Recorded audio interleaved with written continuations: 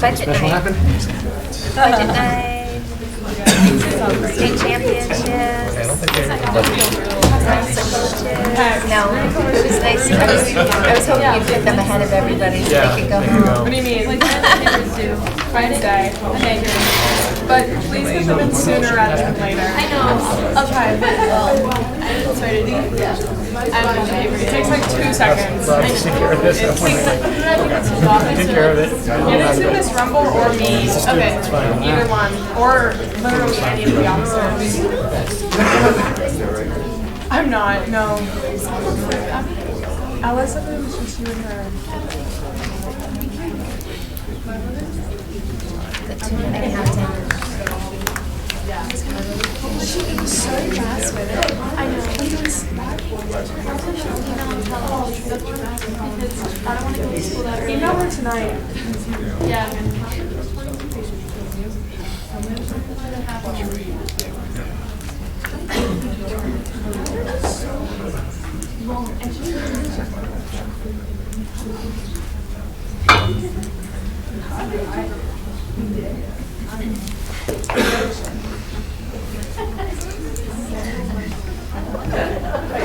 Are you going to tell us about your trip tonight? Yeah. Yes, you are. Did you bring pictures? Did you? Yeah. Slideshows, pictures. Like these. So I can Oh, okay. All right. Yeah. Awesome. Cool. They're pretty good. Okay. Yeah. It was amazing. I'll definitely talk about it.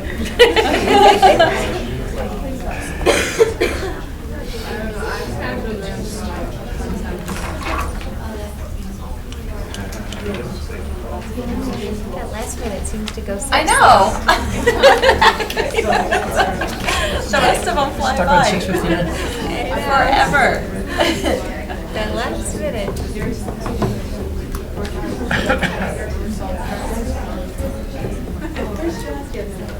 I got a crock pot for you. Just ticked over. Please rise for the pledge. I pledge allegiance to the flag of the United States of America and to the republic for which it stands, one nation, under God, indivisible, with liberty and justice for all. Welcome everyone and thank you for coming. It's so nice to see you all here. We'll start in on the agenda. We don't have anyone who's asked to speak on items that aren't on the agenda, so we'll just start right in with the report of the secretary. Can I have a motion to approve the minutes of the regular meeting of the 12th? I move that we approve the minutes of the regular meeting of Wednesday, February 12th, 2020. Second. Paul seconded. Does anybody have any changes or corrections? I just have one. On the name of the wrestler. If you go to number 4, under Sydney's report, instead of Jack Mercer, it's Zach, Z-A-C-H. And the last name is M-E-R-C-I-E-R, Mercier. Thank you. Very, very close. I'm sure it was very hard to hear. If you don't know who he is, you would never have gotten it. Thank you very much. So, all right. Yeah, I didn't even pick up on that. Did anybody else have any other? Well, again, if you don't know him, you wouldn't know, because Jack Mercer sounds like a person. Right. It probably is somewhere. Oh, here it's right here under Sydney's report. Is that right? Or is it O-N? That's right, but also on that same area, Kobe Isabel was the state champion as well. We only have, I think we have 3 names down. Oh, okay, didn't know that Sean one. Murray, Zach Mercier, Carson Goodwin, and Kobe Isabel. Cody Isabel. Colby. Yes, Isabel.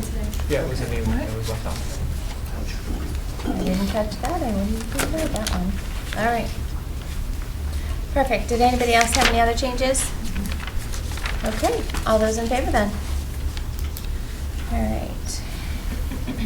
And my report is short tonight. All we have is the town officials meeting on March 11th. And Matt, you're Yep. going, right?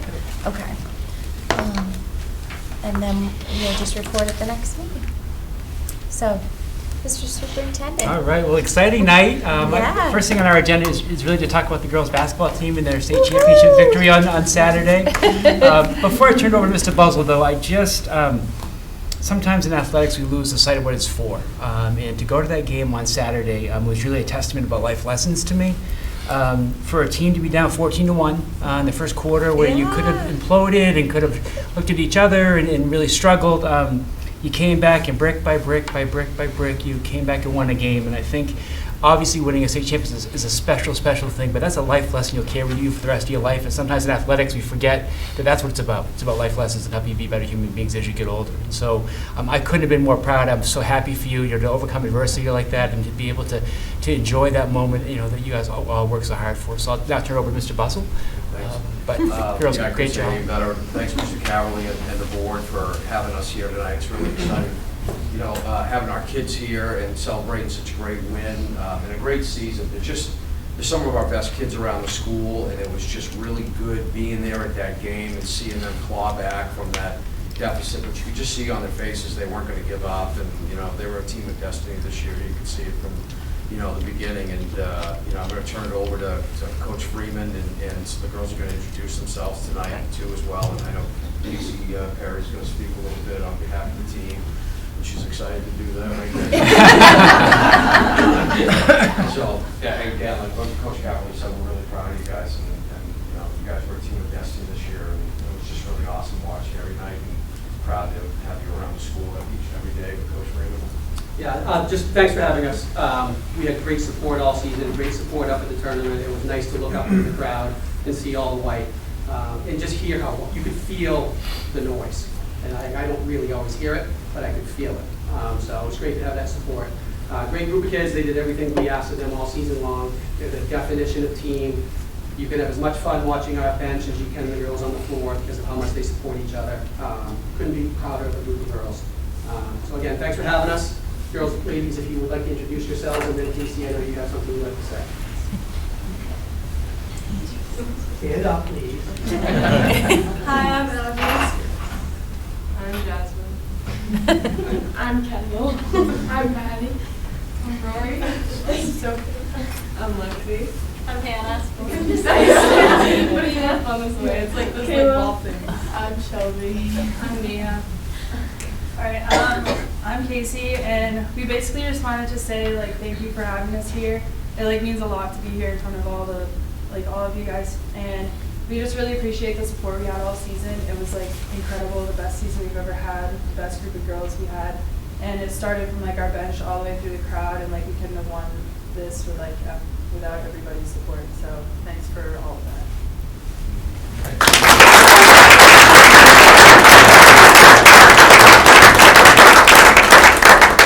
Thank you, girls, for coming.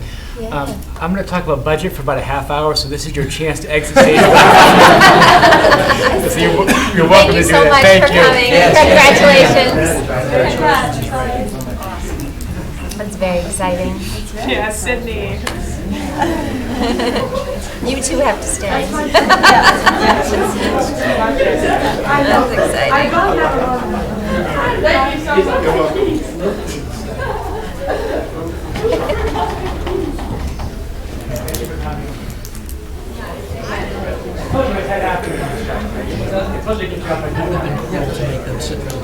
Yeah. You have to put them on at the very beginning. Yeah.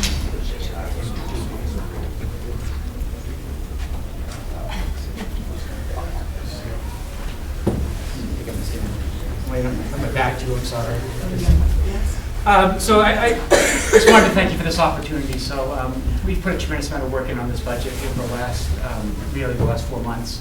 It's been truly a collaborative effort. I've asked my administrative team to be here today. They've heard this a couple times now, so forgive them, but we really just wanted to make sure that it was the voice that we all really work towards. And so we look at our budget. Where are we now? And so when we talk about where our district is right now, our enrollment's about 2,225 students with a total budget of just under $32 million. You can't see that, but we're going to blow it up for you so you can see it. But how do we build the budget? So that's always kind of a question. Where do we start? And so, in our district, we've always used the term what zero-based budgeting means. And so we're going to kind of go over that a little bit and give you some examples of how that is actually applied. So every year we start with zero and build the budget based on the student's needs. Examples of our zero-based budgeting in practice. So here's a graph, and I'm going to kind of go up a little bit. Actually, use a pointer, actually. Yeah, so you can see on the side here, on the left-hand side, is enrollment. So 800 students would be the very top. 0 would be the bottom. On the side here would be our classroom staff. So 45 staff members down to 12. And so when we look at the budget, the red represents where we are currently, and the yellow is what we're projecting for next year. So you can see Marshwood High School, from an enrollment standpoint, is slightly down from where it is currently. And so if you look at the dot above that, our staffing level is here, and then it's going to be slightly less this year, next year based on the enrollment. So we're, as population decreases in this case, our staffing is going to decrease. And this is just our non-special ed classroom teachers. If you look at Marshwood Middle School, the enrollment looks about the same. So we have the the red demonstrates where we are currently. This is what we're projecting for next year. And as you can see here, the staffing does stay the same because the numbers are the same. Marshwood Great Works School, you're going to see a slight increase from this year to next year. Because of that increase, if you look down at the bottom here, based on our staff, we are going to need an additional teacher because of the increase in student population. Central School, you do see again, there's a slight increase in enrollment at Central School, but not enough to warrant an additional classroom teacher. So that even though the students went up, we do feel like we have the staffing that is correct. And then if you look at Elliott Elementary School, you're going to see a slight reduction in the number of students, so therefore we're going to recommend a reduction in our staff. So again, that's all based on our district policy around class sizes. We'll go over that a little bit as well. And so what does that class size policy say? What it says, and I'm just going to kind of summarize, is our pre-K is really clean and clear-cut. That's really a state mandate. So we can't have more than 16 students in a pre-K class. And so if you were a pre-K teacher and you were in the classroom by yourself, you could have up to 8 students and that would be okay. To have 16, you would have to have an ed tech with you. And so if I had 9 students in the class, by state law, I would have to have a teacher and an ed tech. So anything over 8 would require the second step. Kindergarten through grade 1, our class size policy says it's 14 to 18 students. And remember, as we talk about this, we always try to budget in the middle of that policy. And a few years ago, when we had some difficult budgets with some funding issues arose, we had to go towards the top end of that policy. So really, but our goal was to always be in the middle of that. Grades 2 to grade 5 is 18 to 22 students. Grade 6 to grade 8 is 18 to 25 students. And grade 9 to grade 12 is 15 to 25 students. And so how does this get applied? So the policy also says that if you go one above the policy recommendation or one below the policy recommendation, I don't need to come to the board to get approval for that. So we're able to manage that on the building level. So for example, at Marshwood Middle School, if we had 26 students in an eligible class, we could handle that ourselves and just be able to put the extra student in, and we'd have the flexibility. We don't want to necessarily plan it that way, but if a student moved in, it gives us a little bit of flexibility when we build our schedule. On the other hand, if we had 3 students move in and all of a sudden we were 28 and we had to create a plan, we would need to come to the board, short of asking to create a new section or how we would handle that number of students that was over the class size policy of 2. So that's how the board policy really is applied for us. And again, we want to be in the middle of that. So then how do we talk about, another example of zero-based budgeting. So how do we come up with individual school service and supply budgets? So what we do is at every school we give a dollar amount. So at Elliott Elementary School, Central School, and the Great Works School, we have a value of $220 per student. At the middle school, we have $230 per student, and at the high school, we have $300 per student. So where did that number come from? That came from years of us tracking budgets and being able to find that sweet spot of when we're budgeting things, what was really important. So one of the things that we found, though, as we've evolved, and I'll get into this a little bit more later, is that things have evolved. And the need for textbooks has changed. Years ago, we were buying tons and tons of textbooks, and with the technology we integrated in the classroom, that's changed a little bit. So, but we take this number, the $220 per student, and so, for example, at Elliott Elementary School, we have 331 students, as you can see down here. And so we take that 331 and we multiply it by the 220, and that gives us our supply and service account for that building. So that's where the $72,000 roughly comes from. Do the same thing across all of our buildings. So again, 2 examples. So we talked about our teacher needs, and we also talked about our supply needs. It's all based on the number of students that we have. So those are the first steps that we take. So in November when we met, the first thing we did is we took all of our numbers and kind of pulled it a year forward. So we took our 3rd graders and put them in 4th grade. We took our 8th graders and put them in 9th grade, and really just tried to so when we create that the projected budget enrollment or the enrollment for the budget, that's where it comes from.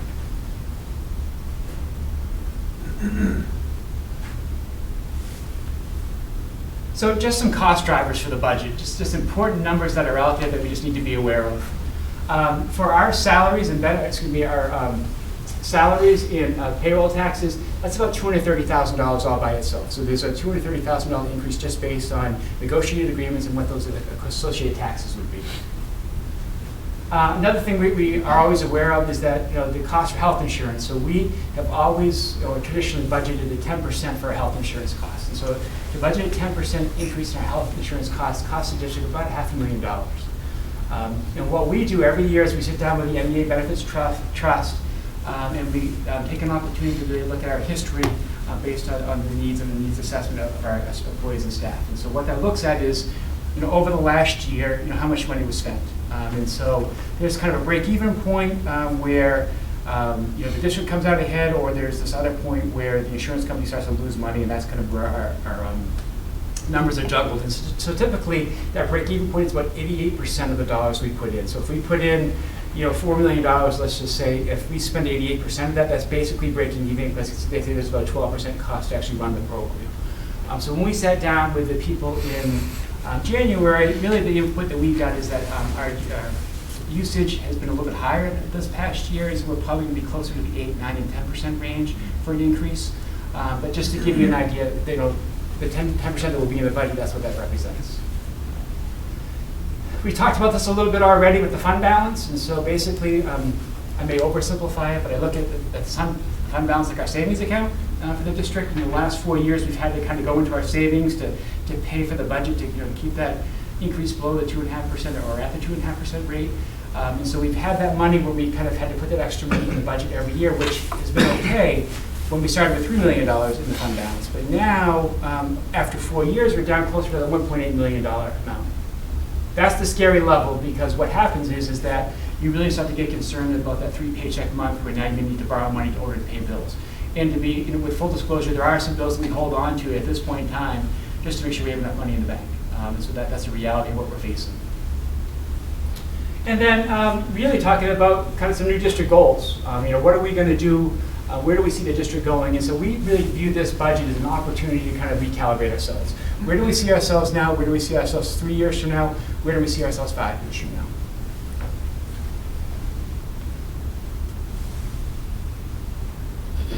So when you start with a budget, where do we start? So what we did is we went back to our strategic plan and said, okay, what's our strategic plan? And really it says students are the reason for our work. Their voice, input, and active engagement is vital to our continued improvement. Their success is how we measure our success. So really that's the document we created together to say, look, what's important? What do we value as a district? Because we want our budget to represent what we value as a district. And so this awesome picture of an atom, as you can see, has students at the center of the atom, at the nucleus of the atom, with staff and community supporting the students. And on the outside, you really see the 8 qualifiers is how we define success. So excellent learning, safety, positive relationships, character, student voice, equity, and support. And then around the outside, we have time resources, fiscal resources, as we kind of look at this. And then I love the M in the middle that Ryan put in there just because it's just cool. So, so that's how, so we took that and we looked at our budget and said, okay, these are really the 6 areas that we said were really important as we looked at what was best for our kids. So let's take the first one, excellence in learning. So my recommendation. What my recommendation is the hiring of 4 part-time educational technicians that would be interventionists at Elliott in Central School. So as you remember, back in November or October, we had our summer reading group come in and really talked about what's our next step of the reading. And really the key is going to be early intervention. And so meeting with the staffs at all of the schools, and meeting particularly with the elementary school staff and interventionists, this was something that they really felt strongly about. An opportunity for a person to come in 10 to 12 hours per week to work in small groups with kids to really remediate, give them specialized learning time to be able to become better readers. And that's ultimately the goal. Thought being that if we do that now, we can solve those problems, get them up to grade level, and then down the road, obviously they're going to pay dividends for those students. And so the cost, that's about $40,000. And I think it's important to say, John, why did you say 4 part-time people? Like, wouldn't you just want one person to do that? And what, in my mind, I didn't want a full-time person because I don't want people to be confused at what their job is. Their job isn't there to go in and do duties. It's not to, to watch recess. Their job is to go in and work with students. And I really want some specialized people.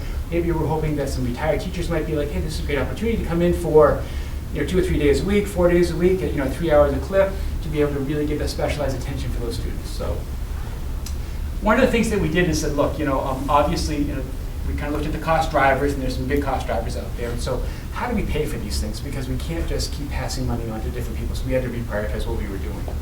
So one of the things that we really looked at was fewer educational supplies across all buildings. And so we did a 3-year assessment and kind of looked back at kind of that May 30th, kind of be a magical day, and just said, look, at May 30th, like, what do schools have left in their supply account? So we kind of looked at that over a 3-year period.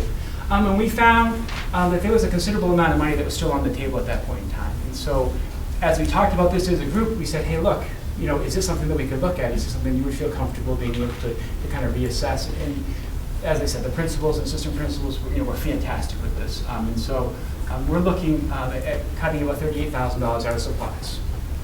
Now, when I tell you that, we had more than that amount of money left at the end of May, so I am not concerned at all, just to be perfectly clear. But I just think it was a chance for us to kind of recalibrate, like, what do we need to do? And again, I go back to, particularly at the high school, I think when we originally kind of created those numbers, we focused on purchasing of textbooks. And so just a simple example, when I was at the middle school, you could spend $20,000 on a textbook like this. And the reality is, it's not just the $20,000 you spend on that, it's the 17% that they charge you for shipping on top of that. So now all of a sudden you're spending an additional $3,200 or $3,400 on shipping. And so as we kind of have evolved as a district, using technology more, the need for that is less and less and less. And so obviously for the last 3 years we've been able to get by and not using that money. So obviously we're doing a good job with it, but it is something just to be aware of.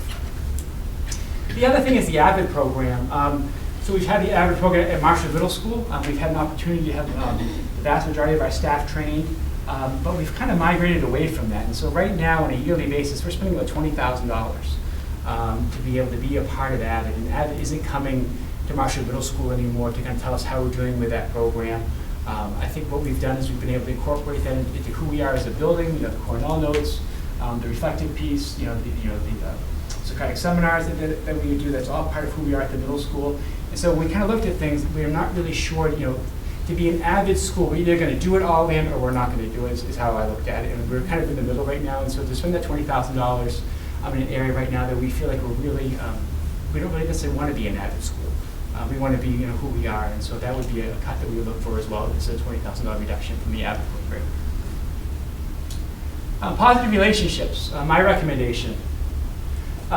We looked at the class sizes as I showed on the first slide.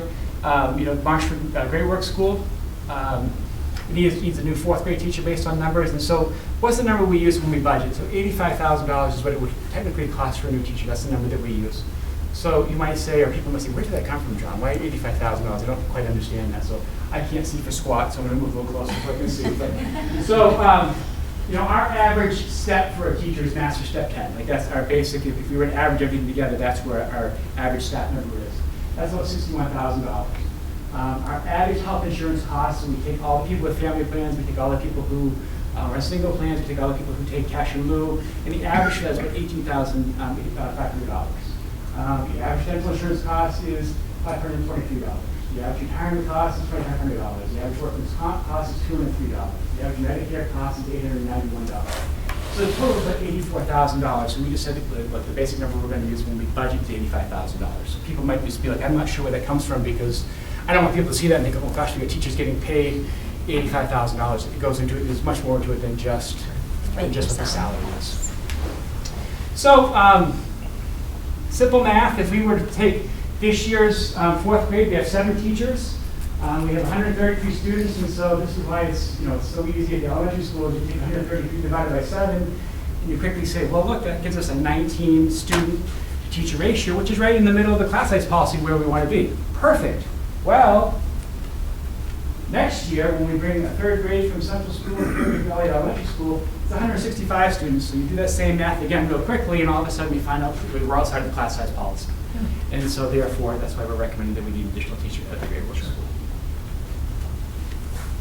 how are we going to pay for this? So again, how do we reprioritize our needs? And so when we looked at Marshall High School, we felt like, particularly, we talked about it a little bit last year, but we have 2 retirements in the math department, and we felt like we could lose a position in Marshall High School in the math department that would not affect the ability for students to access classes. Enrollment's going down. Math is important to note that it is not a 4-year requirement. English is a 4-year requirement, so math is a little bit different than some of the other subject areas. And so we would go from the current staffing of 8 staff members down to 7. Also at Elliott Elementary School, our PK numbers are really low. So our kindergarten enrollment currently is 69 students with our level of staffing. Our projected enrollment for next year in kindergarten is 47 students. We currently have 36 students in our pre-K program, and 3 of those students are out-of-district students. And so one of the caveats with state law is that if your district doesn't offer a public pre-K program, they can then apply to come to our district to take that, and obviously we get the subsidy for it. That's why we have kids out-of-district coming to our pre-K program. But obviously looking at those numbers, we felt like we didn't need the additional staff number in kindergarten. So both of those positions added together is a savings of about $167,000. So again, I'm just trying to show you, here's our recommendation, and here, as we look at the budget, we really went soup to nuts looking at, you're going to say some of these details like, John, I don't really need to worry about $7,000, but I think it's important to understand this is what our thought process was when we went through this. The level of detail could have been nauseating at times for some people, but it's just important that we're all on the same page.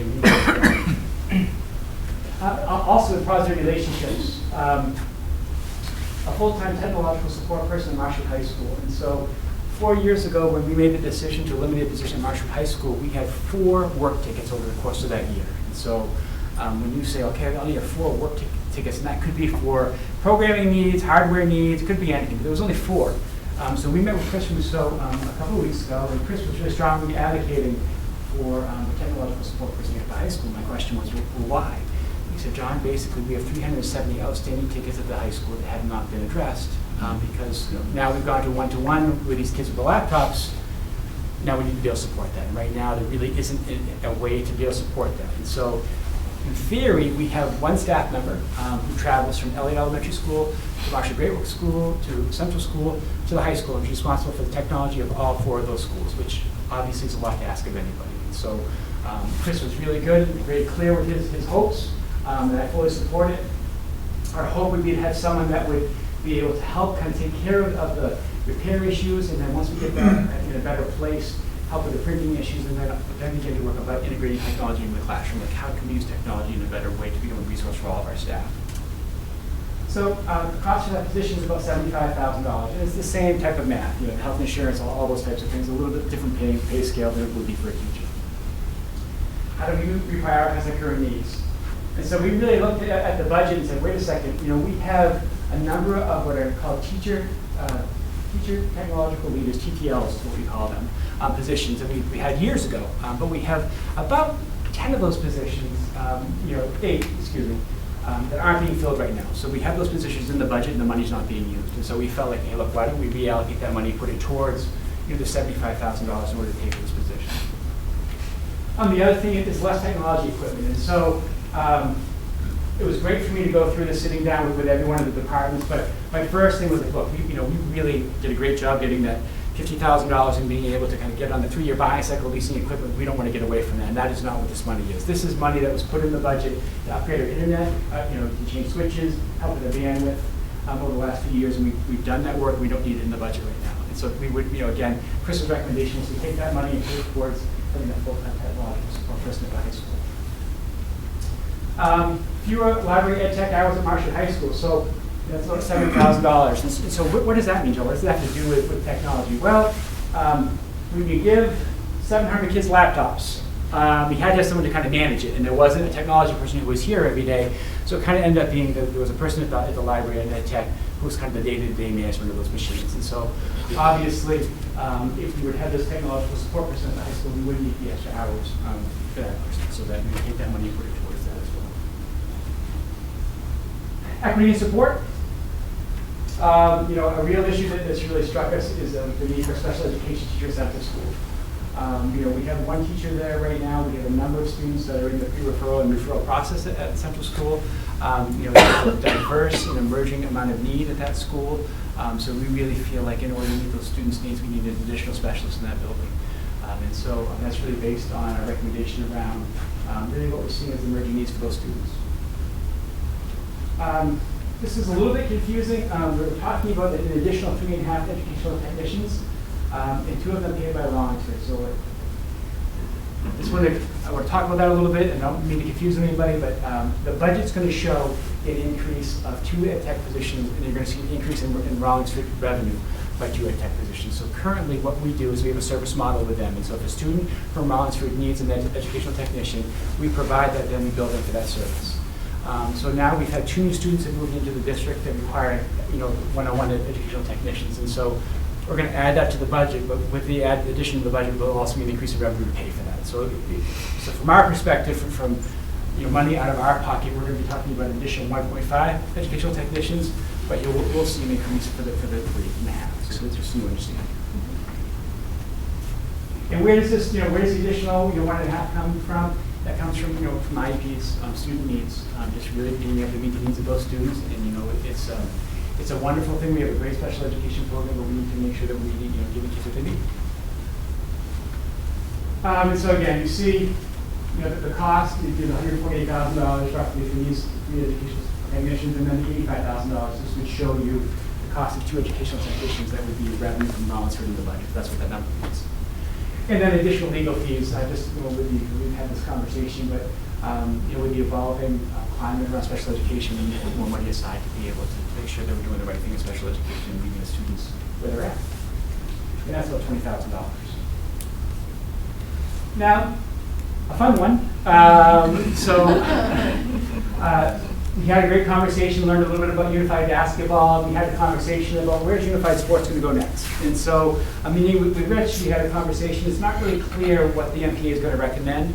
We think they're going to either do bocce or they're going to do volleyball. Sounds like maybe bocce might be the winner.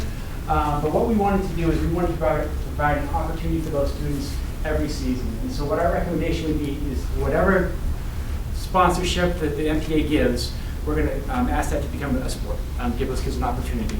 And then the other one, and so let's just say if they chose bocce to be the sport of choice, we would run an intramural in the fall for unified volleyball. So we would create, using our stipend money, we would create a 3-point stipend, which basically means that we could have kids meeting after school 15 times to be able to learn about volleyball and spend time together and develop those skills. So felt like that was really important to do. The cost is about $4,000. Safety, superintendent's recommendation. We want to convert our part-time school resource officer at high school to full-time. As I mentioned before, we have our school resource officer here 4 days a week. We really would like to add an additional day. We have a great partnership with the town of South Berwick and the town of Elliott. We had a great conversation with Chief LaJoy. He's 100% supportive of this. We were able to come up with a cost value of about $10,000 to have that additional day at the high school for Officer Upton, which we feel like is really important. And as I kind of have joked in the past, Friday's a little bit busier day than Mondays when it comes to student needs, and so to have someone here on Fridays would be an important step for us. It's a relationship where if there was an issue and he needed to be called out, he would be called out. They would walk, we could say, look, you could respond to a call and vice versa. It's a good partnership. Although this isn't a cost, there is a human resource cost, and we talked about it a little bit more in the past, but providing ALICE training for all of our staff on the November 3rd Professional Development Day. And remember, ALICE is kind of a school safety program where we're going to do some district-wide training on that. So we will spend some money at the end of the year this year to kind of get our principals trained and some of our staff trained, but then there will be a human resource time spent in November and kind of everybody on the same page and practicing those skills. Character, superintendent's recommendation. An elementary school social worker. Just as we looked at the MIAS information that came out a few months ago, it was startling.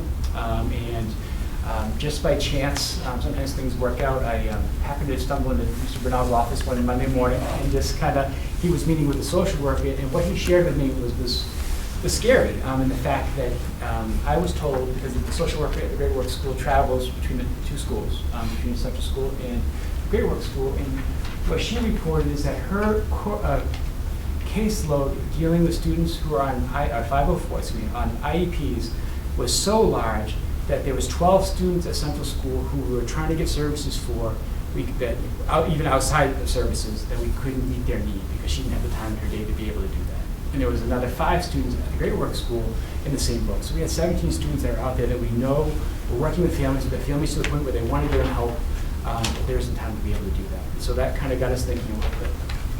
And so the cost for that elementary social worker is about $85,000.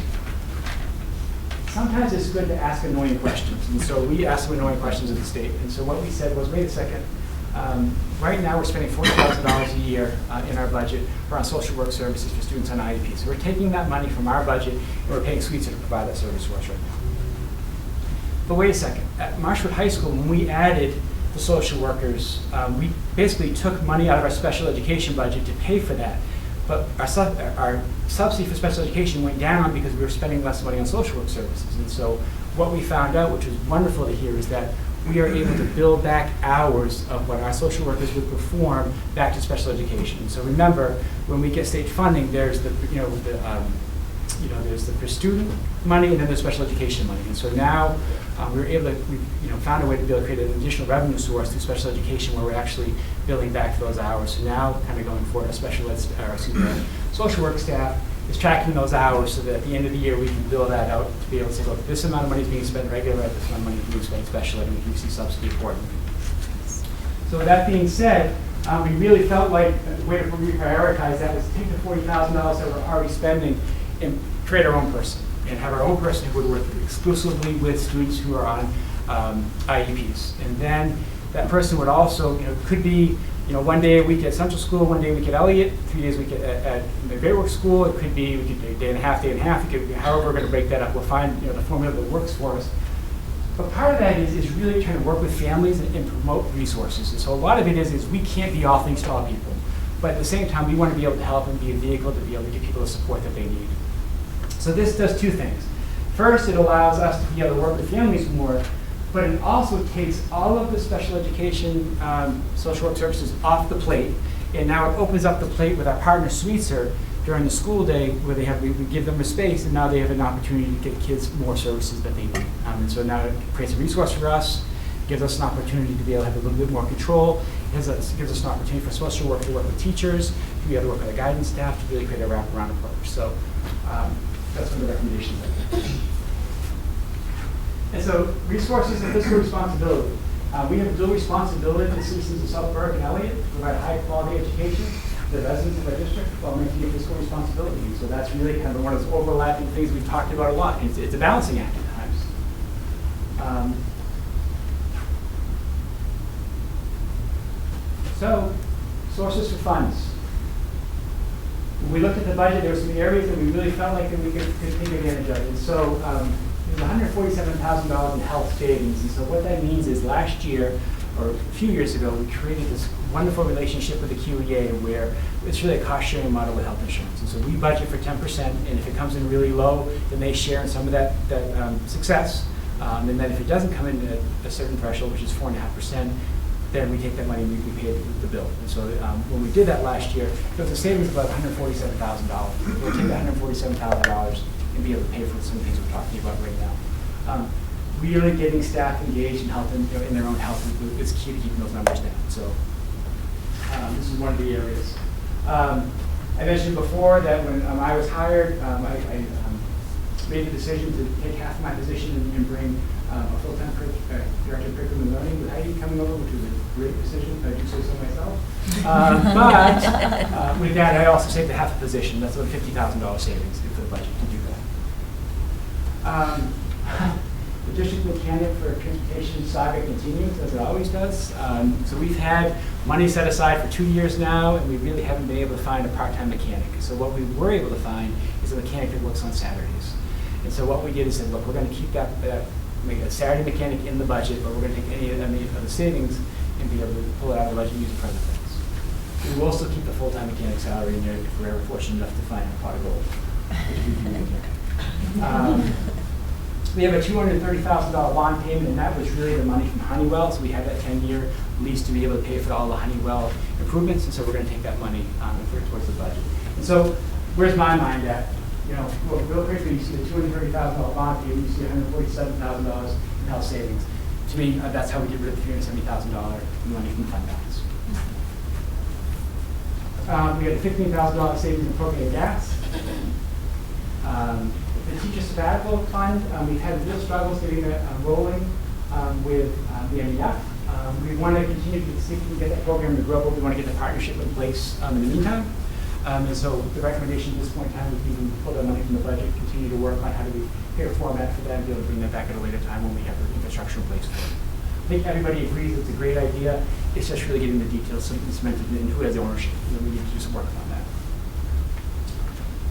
And there's an additional $235,000 in state subsidy, so that's a great thing, but remember, when we first got our subsidy amounts back, it looked like we were going to have about a $600,000 shortfall. And then really we got an increase in special education funding. So that money is really kind of based on special education needs and the money we're spending in special ed. So it's great that it's there, but just understand that that isn't necessarily, it's not necessarily student number driven, student need driven. So those needs can evolve and change. We have additional $76,000 in additional volunteer tuition, just to be aware of. And then kind of, this is the shaking out the couch and finding nickels underneath it when we do that sometimes. I do that, I'm trying to roll quarters, and just making sure I do the full roll. But there's about $74,000 in minor items. And those minor items would be, we now control the staff for our technology plan, and so we don't need to pay mileage anymore. So there's a small amount of money we're able to save mileage. There was some money saving with our snowplowing contract. There was a line item in special education transportation that wasn't being used that we were able to find. There was a little bit of savings in diesel that we were able to claim. So all those little things add up over time, and so that's what we did. We shook everything out of the couch that we could. And I'm sorry for the level of detail, but this is the way I think. So better or worse is the way I think. Great. So where are we for next year? So our projected enrollment is up 4 students, so it's up 10%. We're recommending an increase in our budget of 1.34%. And then our projected tax increase would be right at that 2.5% that we had talked about. It's really kind of being that that's our goal. Now here's the tricky part, and I say this as a tale of caution. We're okay. We may be okay in the future, but I just think it's important to note that 2.5% increase that we receive from the towns is about $450,000, which is a lot of money. But when you look at the $450,000 compared to the $480,000 that we're talking about for health insurance increases on a yearly basis, you can quickly see those numbers incongruent, and so there's going to be conflict over time. And obviously, enrollment changes, things could change, but I just think it's important to kind of keep that in people's minds as we go forward. That when we created that 2.5%, increase was kind of the goal. The thought was at the time is that we were a 50% receiver. So for every dollar we got from the state, we got a dollar from the towns. And now it's not quite the case anymore. So now we're more like a 34% receiver. So every 34, you can figure it out. It's not the wrong direction. Capital improvements, just to kind of give you an overview of capital improvements. Central School parking lot looks like the moon, and so we need to fix the pavement. That's something that needs to get done. We need to finish the paving at Elliott Elementary School. The 3-year heating system upgrade at the Marshall Middle School, and the 3-year heating system upgrade at the Marshall Great Works School. So remember, kind of whenever we do anything with heating, it's kind of, there's 3 parts to it. There's the front end, which is the computer that controls it. There's the back end, which is the boiler that heats it. And then there's all the stuff that talks to the 2 things. And so we've got the computer, we've got the boiler, just the stuff that talks to each other is the missing part right now. So we have outdated technology, that's that bridge right now, so we have to find a way to be able to bridge that technology. That's going to be about a $100,000 project for each building. And so right now we're looking at doing a 3-year proposal, paying about $35,000 a year for each building to be able to get them to fix that. We're going to purchase 2 new school buses to remain on a replacement cycle. Typically, we purchase either 2 or 3 buses every year, depending on where we are with our cycle. And then the other class in Marshall Great Works School. So we're going to partner with the MEF. We're going to partner with the Marshall Great Works School parents, and we're going to make it happen. And so we did some beautiful drawings, and Jerry's been a visionary, and we're excited about the work we're doing. But those are just some overview of capital improvements.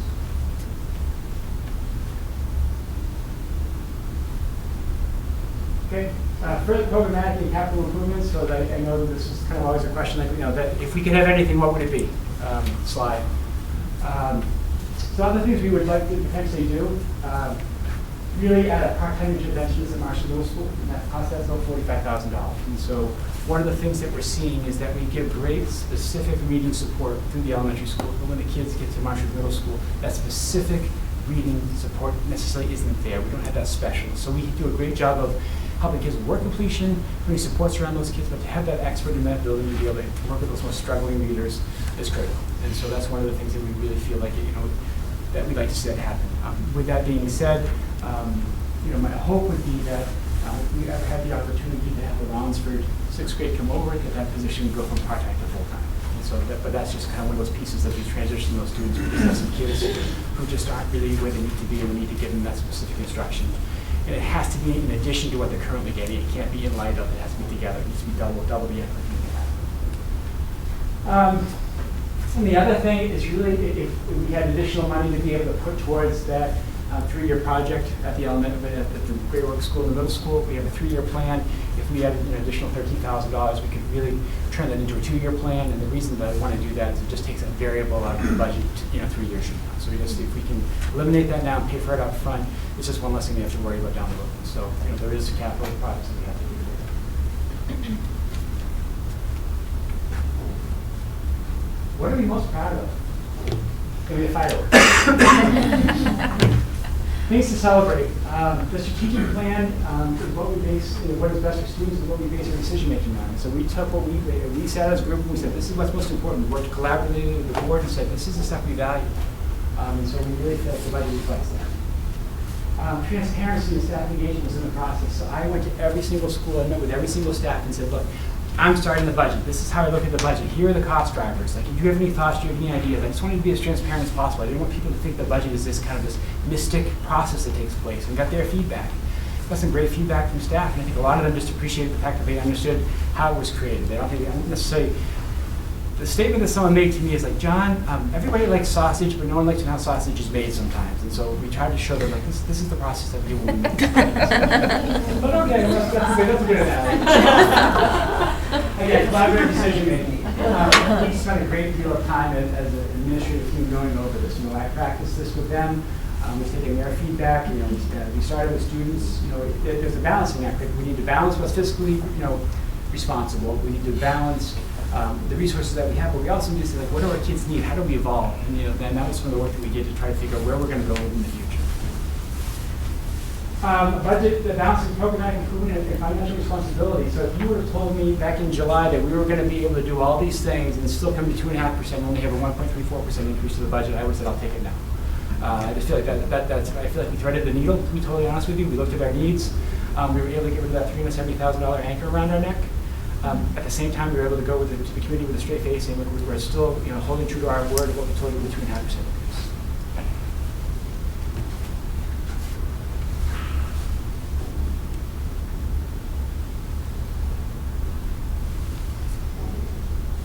That's it. I don't know if you have any questions. I'm sorry it took a little bit longer, and I apologize. No, it's really good to know. Thank you. When do we get our books, John? Right there. Right there. I love my book. We have some kind of copies of the slides in your books, so you can look at those things. Excellent. So you can kind of process it. But is there any questions anybody might have? It was wonderful, John. No, that was great. so Yeah. thorough. Fabulous and so job. helpful. And all of you, Yeah. fabulous. I know you all had a part in it. Okay.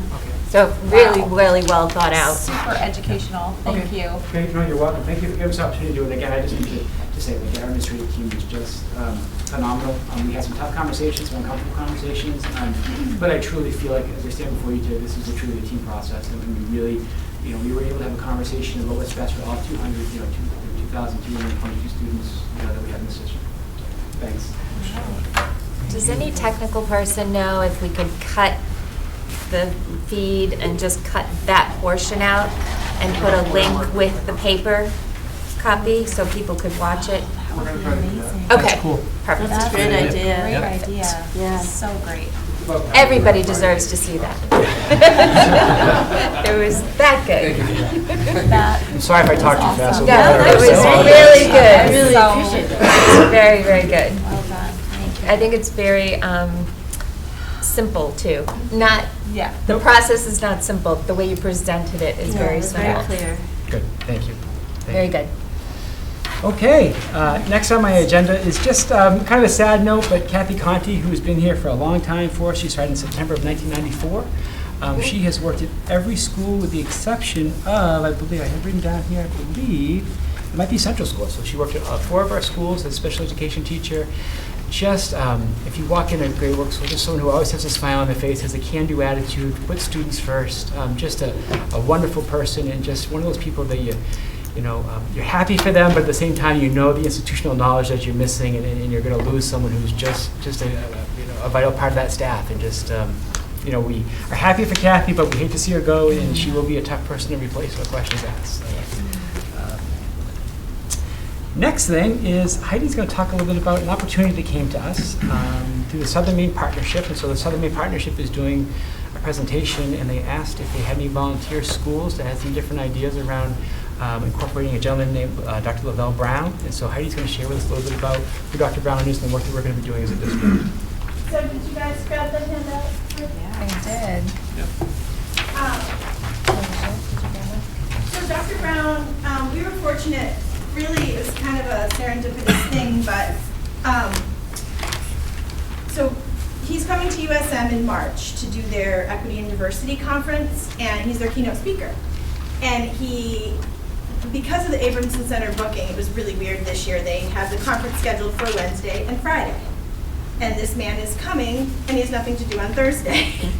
So John heard about this at one of the superintendent's meetings, and we chatted about it. And it just really felt like his work was in line with other work that we've done around our partnership with Tuskegee and bringing Guy Trammell in, and our conversations around culture and keeping that at the center of all the work we're trying to do in our schools. And so John and I gave him a call. He was great to talk to, really seems like a very interesting man. And so he's going to be able to spend the day with us here in district on March 19th. He will be working with the middle school and high school staff in the morning during our late start time. And then throughout the day, he'll work with some leadership team groups within the middle school, high school, and with the civil rights teams at the Great Works School, middle school, high school. And his focus, he just wrote a book called The Culture of Love, which we bought as an administrative team. I haven't finished it yet, but I did start it. And his whole premise is that everything builds from culture, and that, if you want to address issues of equity and diversity, you need to have everybody in your community feel valued, and their voices need to be heard. And we're taking a little bit of a risk, to be honest. We don't know him. We're sort of just saying, well, USM's bringing him in, they trust him, and his information looks super interesting. My sense from talking to him on the phone is he's gonna do a lot of questioning. He's going to ask us a lot of hard questions and get us to reflect and talk. We had a great conversation, particularly around just hidden biases that we might have in how we do things, and also we talked about some students struggling academically, and when we look at our student data, the socioeconomic piece is really a prevalent part of our student data that says those kids are struggling, and so helping us define what do those students need, and how do we know what that is, and is there biases that we've created in the way we do things in order to make access more equitable for those students. And so he's going to spend some time talking with the leadership teams around that, and really just kind of asking some questions and kind of giving us a context to be able to look at things with, which is always just a great exercise to go through. So I think it's a wonderful opportunity, and I know that the civil rights teams are really excited just to have a conversation and be able to talk about the work that they're doing as well. So March 19th, 7:30 in the auditorium if you want to come here. Oh, good. We can come. Fascinating book. It was funny. I'll share a quick little story of a little section that I had read, and it just he talked about meeting with President Obama and got up and kind of in front of the this group of 30 different superintendents from across the country and Obama's staff, and the president himself, and kind of was asked to talk about how technology has changed education in the schools that he works in. And he basically got up there and got nervous and said, you know what, if you talk about culture, love's what makes culture. You know what I mean? And really, even though the technology was what he was there to talk about, he really talked about building those relationships, making the connections. And he's a superintendent in Ithaca, New York. And if you have never been to Ithaca, it is really an interesting place. It is like an island. There's nothing around it, and then all of a sudden you come into this really busy, diverse town with 2 colleges on the 2 sides that kind of meet in the middle in this valley. It's just a fascinating place, and so I just think it would be a great conversation for us to have. So we're looking forward to it. Any questions? That'd be great. That's pretty awesome. Okay, number 5, update on the coronavirus. And so we've gotten a lot of information. This has been an evolving conversation. So we started being aware of this, obviously, throughout the news, early in January, as a district and as a country. And then really the CDC has been the person who's our point people kind of going forward. So we had an opportunity to meet or have a teleconference last Friday with FEMA, MEMA, Maine Department of Education, and the CDC. And really what it came down to is that people said, the Center for Disease Control is really carrying the ball on this. They're the experts. And so we've been following kind of their recommendations, and they've been very clear.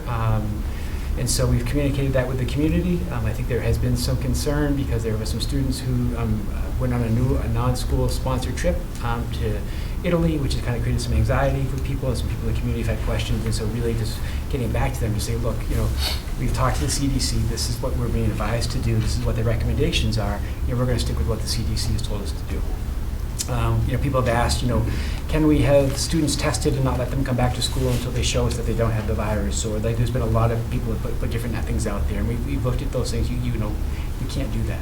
And so, we want to be clear. And again, we're educators. Our job is to educate students. Like the CDC handles these type of outbreaks, and so we really want to make sure that that's very clear. And so today, we received notice from the CDC saying, look, if you've had students or anybody who's traveled to Italy, we ask that they spend 14 days in isolation upon their return, just to make sure everything's okay. And that's a change from what it was even a day ago.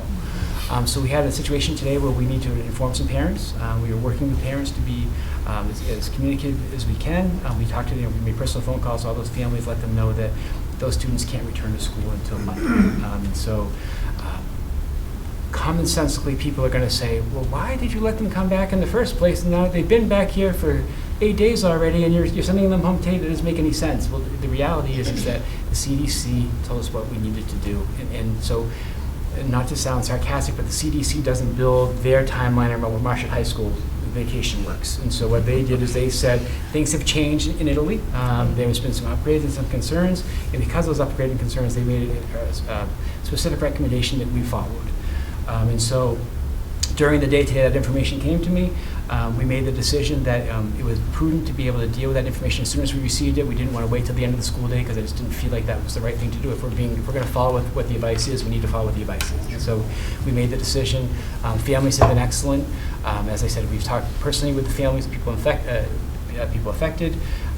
We've also sent an email out to, Rob sent emails out to the families in the building, and we have also sent an email out to students because obviously, as we all know, wildfire starts quickly, and the students start to say, hey, look, what's going on? And so we, our nurse, who this is her second week, has just been awesome. I want to give a huge shout out to all of our nursing staff, Judy Doran and Laura Datweiler in particular. We met as a team with them on Monday. We have another teleconference tomorrow to kind of get some more information from the Maine Department of Education. It's been a little bit confusing because New Hampshire is doing things a little different than the way Maine is, but we're kind of right on that borderline, so it has created some confusion. And I appreciate the patience of the community, but again, the Center for Disease Control is who we're getting our advice from, and that's how we're operating right now. And as that changes, we'll certainly let everybody know, but that's where we're at right now. The students that have been asked to self-isolate, that they're getting schoolwork to do while they're home? Yeah, and they, they're not penalized for anything, and they'll be back on Monday because it's all based on when they returned, and so. We'll deal with that, and obviously there's some staff members that are involved as well. So we're dealing with staff members as well. So we're trying to coordinate with them, over the internet of how do we get tests, printed out and be able to provide the education for students. It is tricky, but just trying to make sure that this is what the experts are telling us to do, and that's what we're going to do. Yeah. So. Is the CDC the email? Because I saw the email from the nurse. Are they asking that they not attend school, or are they making it like a requirement? Like It's a recommendation. It's a recommendation. Okay. Yeah, so they recommend that that's what happens. And so what we'll do is, they're the professionals, and we follow what their recommendation is. But they're not saying people can't come to school. That's more of our place at that point in time to take their recommendation. Okay. Yeah. Yep. Okay. Yep. And so obviously, there's questions, people felt like we should have had those students stay out right off the bat. And we weren't at that point, and neither was the CDC. And so again, It's been evolving. it's evolving, and it will continue to evolve, and we're going to, react appropriately. We are doing a great job.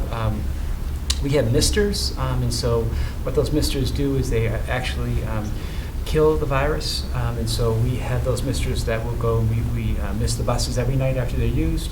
Every door handle in the buildings are done on a nightly basis. Twice a week, all of the desks and surfaces in classrooms are being misted, so they can just walk in and use this mister to be able to kill these viruses. And look, that doesn't solve the problem, but it doesn't hurt either. It helps. And so just to be able to be, we do the lockers every morning, just areas where you're touching a lot. We've also put stations outside of all the lunchrooms, and we're just encouraging students as they come to lunch to wash their hands using hand sanitizer or using soap and water, and when they leave their lunchroom to be able to wash their hands. And again, washing hands, coughing into your sleeve. If you're not feeling well, stay home. Those are really the three big recommendations that the CDC is making right now. So, Awesome. okay. Thank you. Thank you, John. Other than that, it's been a really quiet week. Yep. And now I turn over to the student report. All right. So we went to Tanzania. It was really great. I'm just gonna pass around some pictures because Nina just handed me some pictures. Can you just pass those around? But basically, our goal when we got there was to start building on a school. And at first we were supposed to do the walls, but then it rained all day one day, so it set us behind just a little bit. So we ended up building the foundation for a teacher's home because the teachers live right in the community. And so we did that. And then some other service work that we did was we went on water walks with the mamas, which basically is where they take these 20-liter buckets and they put rope around their head and they have to walk up the hill back home, and they have to do that 4 times a day because that's how they get water. And then in the dry season they have to walk so many more kilometers more up a mountain, and it's crazy. And then we did the Boma spearing, which is what they do to keep their house protected and everything. We had the chance to meet a lot of children, both in primary school and in elementary school. One of the pictures there of me is with the primary school kids. So cute. And then we also got a chance to actually talk to secondary school kids, which was great. We learned a lot about the education, about the water crisis, and just about Africa in general, and Tanzania specifically, and the Maasai tribe, which was the tribe that was right where we were. We actually had a Maasai warrior who was living with us basically, and he was awesome. And I cannot speak highly about it. It was so amazing. It was really life-changing. I don't know if Nina or Vicky wants to talk about it more, but it was really great. Yeah, I just agree with everybody. It was just such a life-changing week, and the girls were just such an amazing representation of our community. And everywhere we went, people commented they had to pull them off the work site because they just wanted to keep working more and more. And you cannot work anymore. You have to. So we were just so proud of the group of girls that went with us. So they just formed such a bond that we all formed, and we just want to get them all back together every second. Yeah. That's wonderful. So, yeah, like I said, I could literally go on for hours about it. It was so great. We were talking, the girls and I were talking because while we were there, they talked to us a lot about our action plan, because we did some service and we did some learning and we had some discussions, and then we started talking about our action plan and what we want to do when we get back. So we would love to maybe like talk to you guys about that, hopefully, because it'd be great if we could like show you like some more pictures and just like talk about like specifically what we did and how we helped, and then how we want to bring that back here, because it's like a service trip, but I consider it like a service like learning trip, because we do service work, but we also get to learn about their culture, and we get to meet their people, and like the people were like, that was my favorite part. Like everyone was so loving, so caring. Like wherever we went, everybody said jambo, which is hello in Swahili, and it was just so amazing.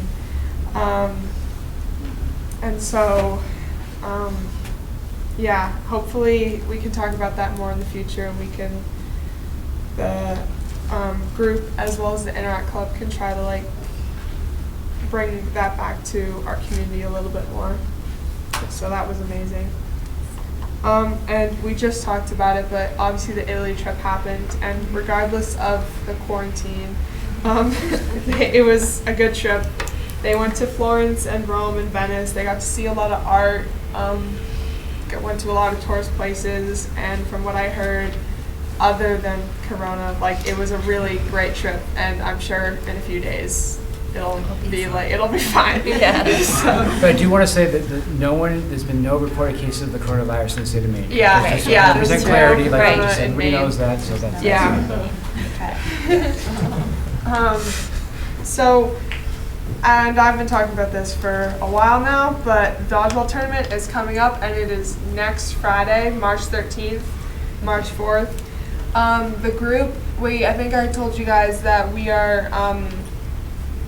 we're donating all the proceeds to the Australia wildfires, and we're donating to a group called Wires, and they work with, their like thing is that they work to protect like wildlife and the animals in Australia, and our group just really, we really wanted to do that one. So that's where the money is going towards. And it's teams of 6. So if you don't want to make a team, it's just $2 to watch. But if you guys do want to make a team, let me know. Let me know. But if not, that's totally fine. I'll get them to make a team, Katie. I'm in. All right, I'm in. thanks. All right, there we go. We got Nice, 3 in. nice. I'm in. I missed it last year. Nice. All right, we got a team. If you guys do want to make a team, there's a registration form, but like, if you guys just want to like contact me, that's Can we fine. rig our bracket though a little bit just so we can? Yeah. It's $10 per person, teams of 6, and if anybody here wants to be on a team, it's technically the rules are only MHS staff and faculty. But I was talking with some Interact members that it's definitely only MHS students, but if anybody here wants to be on a team, that's fine. So, yeah. Thank you. That's all I got. Thanks, Katie. Thank you. So aside from the girls winning states, obviously, which was great, the girls 4x2 relay team for track, they competed at New England's in Boston on Saturday, and that was Cece Perrodin, Ella Nelson, Carmi Kriz, and Reese Russo. And the wrestling team competed at states on February 22nd. Colby Isabel placed first, Carson Goodwin and Sean Moriarty both placed second in their weight classes too, which is really cool. And they'll be competing at New England's on March 7th and 8th. Unified basketball, they have a game tomorrow in Biddeford at 3:45, and pretty much all of the fall sports are done. Winter sports. Yeah. And the spring sports will be starting soon. Today, math meet, they won their meet with a 38-point lead, which is really good. And the musical this year, Merrily We Roll Alongs, will be on March 27th and 28th and April 3rd and 4th. And it stars Ariana Sharp, Jason Glidden, Tucker Whalen, Lily Whalen, and Ava Therian. Okay, that's nice. And then there's also the one-act play, which is Tilda Swinton Betrayed Us, which is on March 5th and 13th, so tomorrow, at 7 p.m. And yesterday there was the district band concert, which is grades 3 through 12, and it went really well apparently. And the high school band teacher even said that it might have been his favorite one of all of the ones that he taught, which is really cool. Yeah, that's all I have. Thank you, Cindy. And that concludes my report. Great, thank you, John. Correspondence, we don't have any. Finance and facilities, we meet before the next meeting, so we'll have a report then. Ed policy, we met on the 26th, and we have a couple policies tonight for first read, and then a bunch of other stuff in the works. So, Yes, we more, do. more to come in the next month. So why don't we move on to new business? Can I have a motion to eliminate IHBAL? I move we eliminate code IHBAL, renaming to new code AC-R. Please refer to motion number 2. All right. So basically, they've just changed the coding on this. So we have to get rid of the old one and put in the new one under the different code. It was really challenging. I see that. One line had to be changed. The discussion on this was intense. Wow, I'm sure. Therese was sweating it too. Yes, yes. So I'm sure does anybody have any questions? No. Okay. All those in favor? All right. And then, So that doesn't require like a second read, that's done. it shouldn't require a second read. Do you think, John? It doesn't say first read.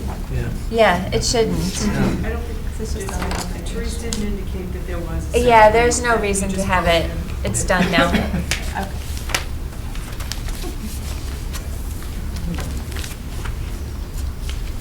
Yeah. No, it's done. All right. And how about a motion for the first reading of AC-R? So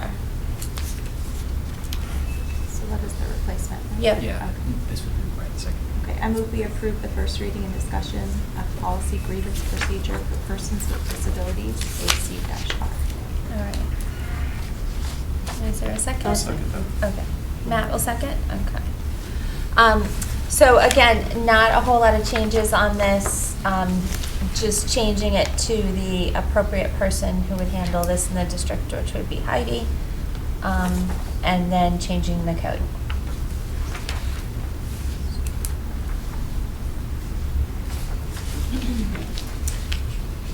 Elaine, can you let Teresa know where reviewed is spelled wrong on the back page? R-E-V-I-E-W. Oh, right. The review was found on it. Yeah, just the word reviewed is spelled wrong. Just a small change.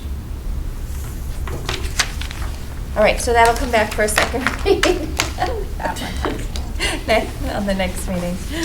So all those in favor? All right, perfect. Does anyone else on the board have anything before we adjourn?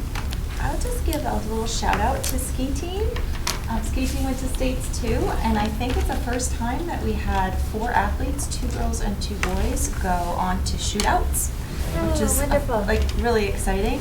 And then Sean McGuire, thank you.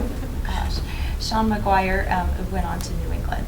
Oh, Wow, that's that's wonderful. awesome. Yeah, Sean actually That's came great. in, I forget which one, I think he came in second for both SL and GS at states. And then Jack was 8th, and everybody else, Lydia Phipps was up there, I think around 8th, and then Ella Monero was up there too. So you have to be in the top 15 to go into shootout. So that was a really good, that's the first, I think, ever for Marshwood to have that many students move on. Oh, that's Yeah. fun. What the name of it?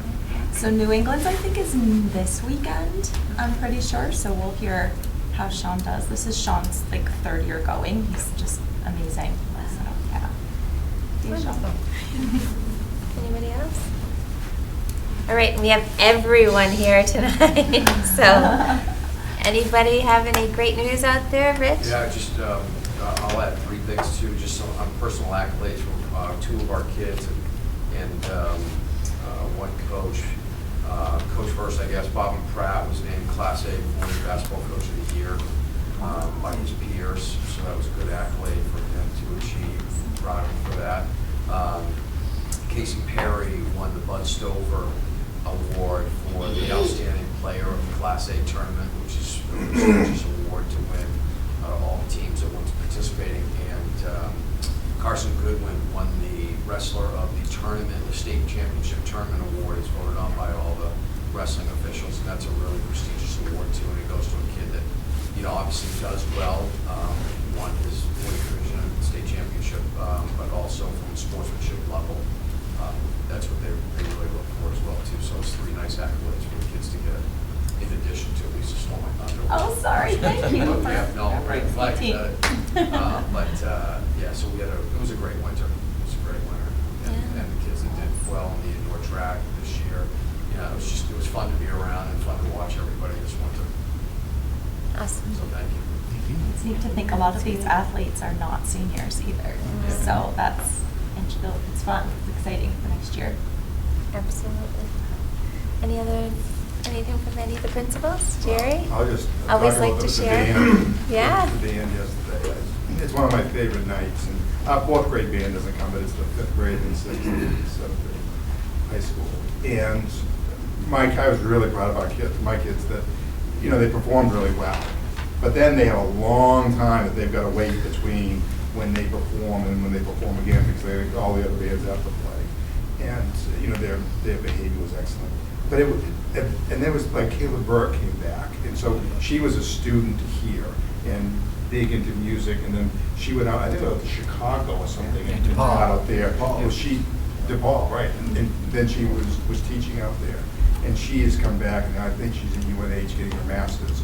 And so Dave had her lead one of the high school performances, and it's just. And I was talking to a lot of my 5th graders today, and they were like, "Mr. Brown, did you hear that band? Next year I'm going to be able to play this," and you just see the level go up. It was impressive.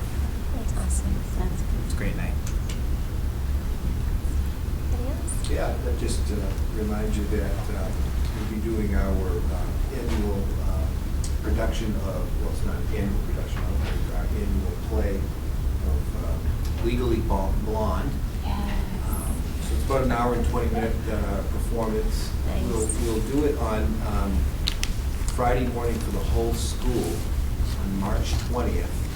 And we'll start right around 8:30. I think we'll start that, or 8:15-ish.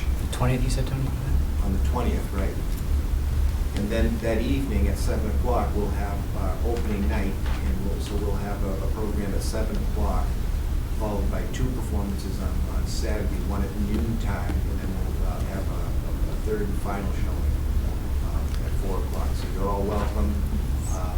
Unbelievable effort by Kristen Dahl, in terms of getting this ready. And what's really impressive, I guess, is the amount of volunteerism that goes into that. I mean, people there all hours, weekends, painting, donating materials and things to make the play really something. And Kristen's real focus here has been, to bring the play back to Marshwood Middle School and have the play performed at Marshwood Middle School. And so she's really done an incredible job transforming our theater and really brought it back to life. So please come on out and enjoy the show. And I've seen bits and pieces of it. It's pretty interesting. So. In a nice way. Yeah. It's a great play. Yeah. Most of the highlights were given. I'm sure there's a lot going on. The last few days have been a little bit of a frenzy. We are entering the course selection month. And the Green Parent Night is coming up on Monday, so we're looking forward to that. Getting a chance to connect with the community, so you should be hearing a lot about the course selections.